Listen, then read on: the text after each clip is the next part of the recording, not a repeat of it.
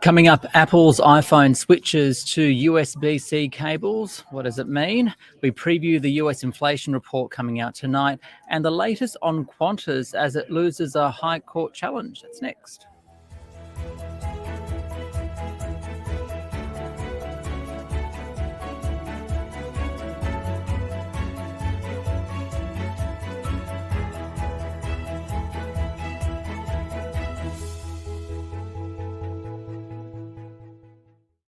Your daily 10-minute business and finance news wrap for this Wednesday, the 13th of September 2023. Later on Market Day, we'll speak with Francesco De Stradis from Ord Minnett for the day's market action. But first to Apple, which has complied with a European Union mandate to make all smartphone and tablet charging and data cables universally compatible by 2024. So it's switching away from its own Lightning cable technology on its new iPhones to a USB-C one. What is it? What does it mean? And what does it mean for you, the user? Trevor Long from ETFM. He is a technology expert. I spoke with him. Trevor, first of all, what exactly is a USB-C cable and what is it used for? Yeah, it's a great question, actually, because a lot of people probably are hearing this and thinking, what's the difference? So we've had many iterations of USB. The first was USB-A, a very square or rectangular large block that is pretty much still around in many ways. Then there was USB-B, was a different, smaller one, but USB-C became universal. It's quite small, little oval shape with no visible little prongs or connectors on them. It's just a very simple cable, reversible, so it can go in either way, very easy to not get wrong.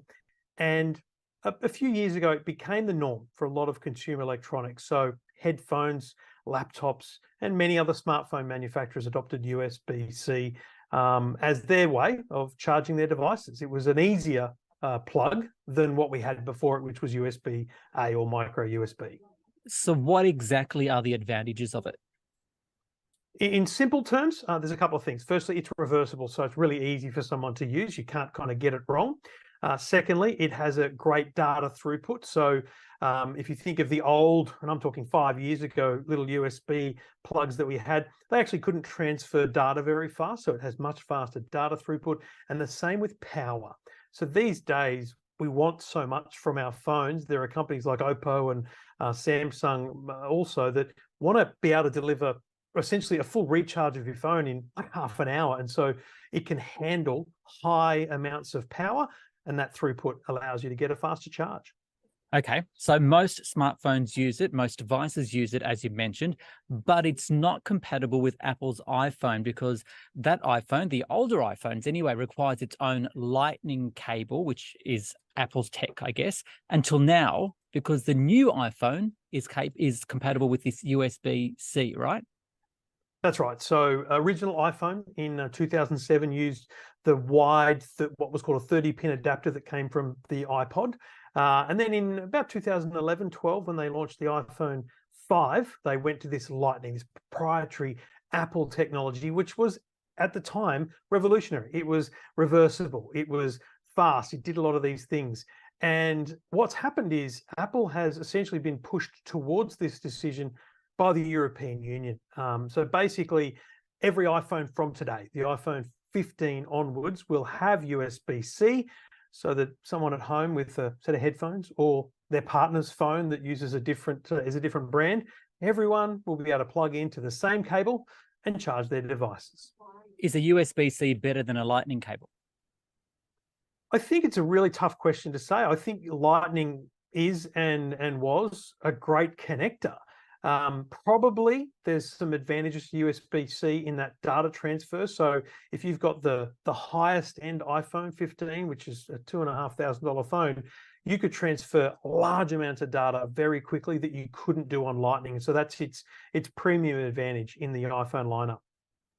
And so was it about giving what consumers wanted, this change by Apple with the iPhone, or was it, as you mentioned, meeting regulatory demands because the European Union said, hey, all phones and tablets must be universally compatible by 2024?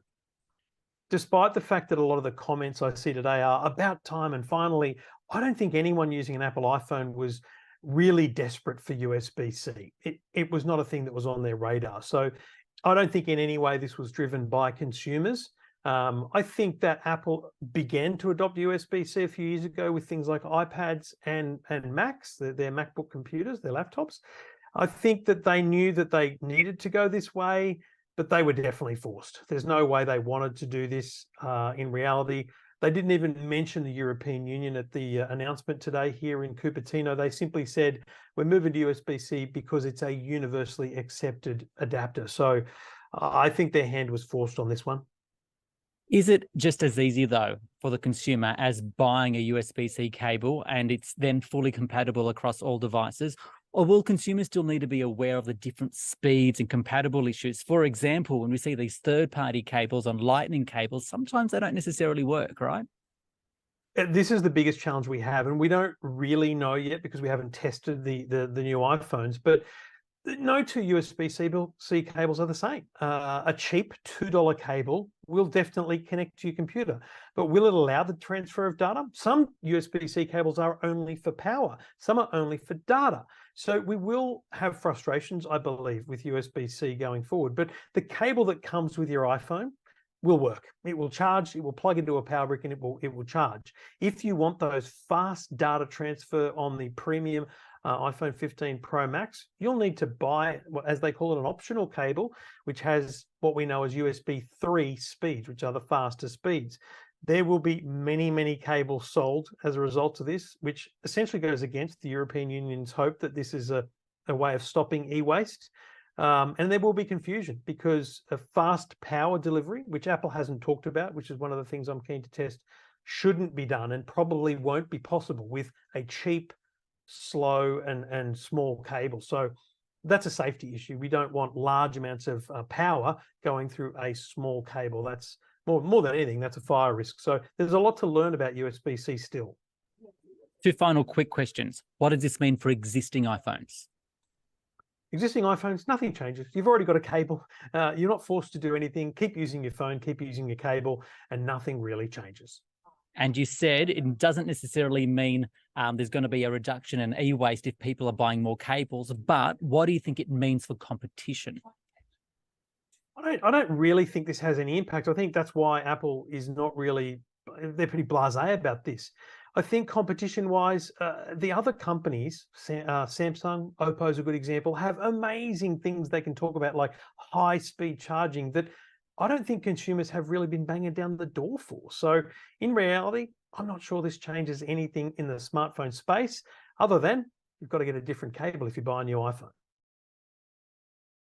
Trevor Long there, the technology expert at ETFM. Now, Market Day on the SBS On the Money podcast.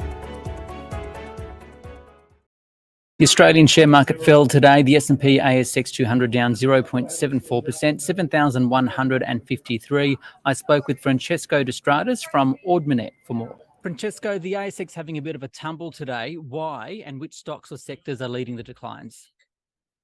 Yeah, look, we've just followed the US. Our market's trading a bit between the NASDAQ and the S&P 500. It's pretty much across the board, but tech sectors the worst, feeling the worst of it, similar to the US. Industrial's probably the second biggest falls. There are some bright spots on the market, though. The oil and gas sector, Santos and Woodside are both positive with the oil price rising.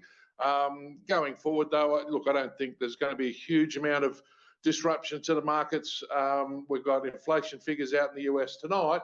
So, I think everyone's sort of a bit nervous that the inflation hasn't come back enough and maybe potentially see some rate rises. Yeah, can we go into that in more detail? What exactly is expected with those CPI numbers out of the US tonight, and how is it likely to influence investors? Yeah, look, they're expecting the annual number to come down to about 3.5%. Look, and the rate of decline of inflation's been quite good, but if that rate of decline starts to slow and we start to see inflation taper off and settle around the 3% mark, that might be okay, but the Fed Reserve might want to put rates up a little bit more just to bring it back into that 2 to 3% range. Similar to here, we're at about 5% here, and if those inflation numbers start to settle around the 4 and 5% level, we could potentially see 1 to 2 rate rises here. But at the moment, the market's probably on tenor hooks, and even if there is a bit of a rate cut, a rate rise, we expect our market to trade between the 7,000, 7,500 for a little while longer, probably until we start to see the point where rates have topped out. And then when the market expects those rates to come off, I think we'll start to see the market break out of this range that it's trading in. I know we've come off the reporting season period where there was a lot of news, and so corporate news has started to peter off a bit. But one company that continues to make headlines is Qantas, the airline losing a High Court case today, which found it acted unlawfully in sacking 1,700 workers in 2021. There are now calls for the board to go, but what can you tell me about all of that? Those calls for the board to go, I mean, are they coming from investors or shareholders, for example? And what is the investment community thinking about the organisation? Yeah, look, I think those noises, I suppose, of the board resigning started coming out when they were caught selling tickets on cancelled flights. Today, I suppose the unions are the ones calling for the chairman and the board's heads. Obviously, the CEO's already retired. I think it's a bit premature at the moment. I wouldn't like to see a significant disruption at the top end of board and management. We're already seeing a new CEO put in place. If you start to make mass changes at the board level, you start to lose a lot of intellectual property at that board level. And I wouldn't like to see that happen. I think there's some time needs to occur before they start to recycle the board there. Look, it's going to be a little bit of time before we find out what the fines are, particularly on the unlawfulness of sacking workers. The court basically said that they didn't have to reinstate the workers, but there's definitely going to be some fines. That's probably going to offset some of the cost savings that Qantas experienced from outsourcing some of those tasks. So I think there's a little bit of time before that occurs. The investment community, look, I think they're sort of caught between, yes, we need to do something, but B, we don't want to disrupt things too quickly because that could disrupt the ongoing business as well. Personally, look, I've not been a long-term investor in airlines. I think there's too many external factors that can come into play. Things like terrorism and pandemics all stop people from travelling. So that's going to affect the top line for airlines, and I always worry about things that airlines don't have control in. And on the flip side, on the cost side of things, here in Australia particularly, restrictions on employment and so forth. But also the oil price. Yeah, they can hedge it if to some degree, but at the same time, higher oil prices increase their costs. So never been a real long-term investor in airlines, probably more short-term looking for opportunities. I'll probably be watching to see how far this share price comes back. Finally, where do you see the opportunities for investors at the moment? Yeah, it's a hard one. As you mentioned earlier, that we just come through reporting season, not a lot of news flow post-reporting season. But I think the healthcare sector has been sold off quite heavily, particularly in stocks like ResMed, Ramsay Healthcare and Sonic Healthcare. And I think there's some value for long-term investors in those stocks. ResMed's come off quite a long way, partly because the belief that there is a drug out there for people to lose weight will impact upon the use of their CPAP machines. I think that's probably a bit overdone, mainly because weight is only one factor involved in sleep apnea. So I think that's probably overdoing the sell-off in ResMed. So there's opportunities there. And in the small cap sector, surprisingly, there are some stocks that have been mispriced, I think, in the short term, because most people are probably a bit too worried about the risks in the small to mid cap end of the market. I won't go into names because I don't want to sort of have people sort of going outside their risk profiles, but there are some really good opportunities in the small mid cap sector at the moment. Francesco De Stradis there from Ord Minnett. This SBS On the Money stream is provided for informational purposes only. The content in this stream should not be understood as constituting advice or a recommendation. It is not personal advice and it does not consider your personal circumstances or objectives. You should contact a licensed professional before making any financial decision.